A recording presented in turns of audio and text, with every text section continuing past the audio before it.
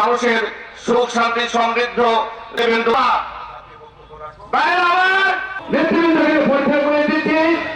বাংলাদেশের পাসপোর্ট সরকার বাতিল করে দিয়েছে, তার নাম ঠিকানা নাই, যা আছে সম্পূর্ণ বেওয়ারিশ। ওই যেসব বেওয়ারিশ নাম ঠিকানা না থাকলে যে হয় তাকে বেওয়ারিশ বলে। হাসিনা ভারতে আছে বেওয়ারিশ হিসাবে, সেখানে শুধু চুলকায় যাচ্ছে। মাঝে মাঝে ইউটিউবে কিছু কথাবার্তা বলে, ফেসবুকে কিছু আবল তাবল কথা বলে, আর তার দায় দায়িত্ব বহন করতে হলো আওয়ামী লীগের নেতা কর্মীদের। হাসিনার এই চুলকানির ঠেলায় মানুষ অতিষ্ঠ হয়ে ধানমন্ডির 32 নম্বরে কি অকামটা করে দিল আপনারা দেখেছেন। যদি আমি বিশ্বাস করি হাসিনা যদি এইসব চুলকায় ঘা না করতো, তাহলে ধানমন্ডিতে তার বাপের ওই শেষ চিহ্ন পর্যন্ত এটা নিশ্চিহ্ন হয়ে যেত না। মাঝে মাঝে হুঙ্কার আওয়ামী লীগ আসছে, আমরাও তো চাচ্ছি তুমি আসছো। আমাদের খুব দরকার, শেখ হাসিনাকে খুব দরকার। শেখ হাসিনার কি জন্য দরকার জানেন আপনার? দরকার 2000-এরও বেশি ছাত্র যুব জনতাকে হত্যা করেছে, এর বিচার হতে হবে না। বাংলাদেশের আইনেই এই যে অন্যায় ভাবে যেভাবে গুলি করে হত্যা করে মানুষকে হত্যা করেছে, এর বিচার হতে হবে, হতে হবে, হতে হবে। যেমন নিজামী মুজাহিদ সাইদিদের বিচার হয়েছে, ঠিক সেমনি আন্তর্জাতিক অপরাধ ট্রাইব্যুনাল গঠন হয়েছে, সেই একই ট্রাইব্যুনালে বিচার হতে হবে, হতে হবে, হতে হবে। এই বিচার হবে। আমাদের হাজার হাজার মানুষকে গুম করে দিয়েছে, যাদের ঠিকানা পাওয়া নাই, কোথায় আছে কেউ জানে না, তাদের লাশ পর্যন্ত পাওয়া যায়নি। এই গুমের বিচার হতে হবে। আমাদের তিনবার আমাদের ভোটের অধিকার কেড়ে নিয়ে যে জনগণের গণতন্ত্রকে হত্যা করে যে ক্ষমতা পাকাপোক্ত করেছিল, এর বিচার হতে হবে। ভোট ডাকাতির বিচার হতে হবে। লক্ষ হাজার কোটি টাকা দিয়ে লুটপাট করে নিয়ে গেছে, এর বিচার হতে হবে। জনগণের চাওয়া পাওয়া একটি, হাসিনার আমলে এই অত্যাচার, নির্যাতন, দুঃশাসনের কারণে দ্রব্যমূল্যের ঊর্ধ্বগতি, সেটা কমানো সম্ভব হয়নি।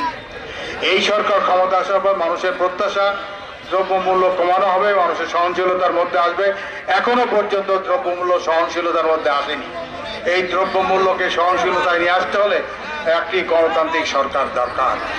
সেই জন্য বাংলাদেশ জাতীয়তাবাদী দলের আমাদের ভারপ্রাপ্ত চেয়ারম্যান তারেক রহমান সাহেব বলছেন, আইন শৃঙ্খলার উন্নতি করতে হলে, জনগণের চাহিদা পূরণ করতে হলে, দ্রব্যমূল্য স্বাভাবিক পর্যায়ে নিয়ে আসতে হলে একটা গণতান্ত্রিক সরকার দরকার। আর সেই জন্য দ্রুত নির্বাচনের দাবি জানিয়েছিল, যে নির্বাচন ব্যবস্থাটাকে সংস্কার করে এ করতে হবে। এরা বলতে সংস্কার, বাবা সংস্কার খুব ভালো কথা, সংস্কার কি আগে ব্যাখ্যা দাও, কোন জিনিসটা সংস্কার করবা, কয়দিন লাগবে আগে বলো, আমরা সময় দিচ্ছি। তুমি যদি বলো তা আমি এটা করবো যতদিন না হয়। এখন এই যে এক মিয়া সাহেব বললো, উপদেষ্টা হয় উনিকে ধরাকে সরাগান, যে যায় লঙ্কা সে হয় রাবণ। উনি বললো যে যতদিন পর্যন্ত হাসিনার বিচার না হয় ততদিন নির্বাচনের কথা কেউ মুখে আনতে পারবে না। কেন বাবা? হাসিনার বিচার কি একদিনে হবে? নিজামী সাহেবের, মুজাহিদ সাহেবের, সাইদি সাহেবদের, ওই মৌলানা আব্দুল সুবহানের বিচার কি একদিনে হয়েছে? ওই আমাদের সালাউদ্দিন কাদের চৌধুরীর বিচার কি একদিনে হয়েছে? প্রত্যেকটা বিচারের একটা সময় লাগে। যে আদালতেই বিচার করুক, হাসিনার মতো লোকই যদি অত বেশি সময় নিয়ে করে। আমাদের বর্তমান যে একটা প্রসিকিউশন টিম আছে আমাদের আন্তর্জাতিক অপরাধ ট্রাইব্যুনালে, সেই আদালতের প্রসিকিউটররা যদি বলে যে আমরা তৈরি করিব, তাও রাজি আছি, কিন্তু ওনাদেরকে সময়টা নির্দিষ্ট সময় দিতে হবে, যতদিন লাগে সে সময়টা দিতে হবে। এখন যদি এই বিচার করতে 5 বছর সময় লাগে, তখন কি এই গণতান্ত্রিক সরকার আমরা 5 বছর মেনে নেব? নিশ্চয়ই না।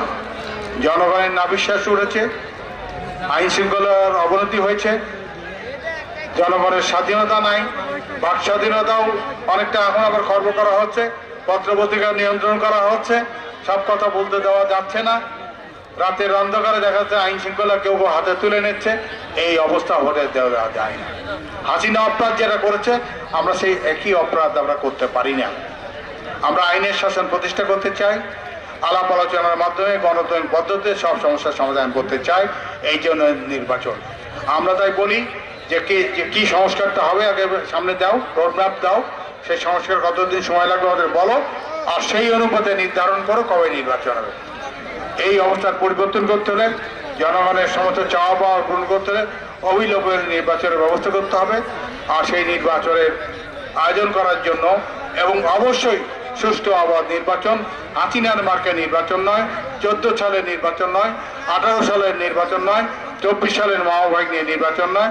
জনগণ ভোট কেন্দ্রে যাবে, স্বাধীনভাবে ভোট দেবে এবং সে তার নিজের পছন্দের মার্কায় ভোট দিয়ে নিজের মনোনীত প্রার্থীকে নির্বাচিত করবে এবং তারা ক্ষমতায় এসে জনগণের কথা শুনে যা সংস্কার দরকার সংস্কার করবে, যা যা আইন পরিবর্তন করবে পরিবর্তন করবে। আর সর্বোপরি এই লুটেরা, দুর্নীতিবাজ, খুনি তারা যে অপরাধ করেছে সেই অপরাধের সুষ্ঠু বিচার করে বাংলাদেশে এমন পরিবেশ পরিস্থিতি করব ক্ষমতায় যারা আসে ভবিষ্যতে যাতে মানুষের উপর অত্যাচার নির্যাতন না করে।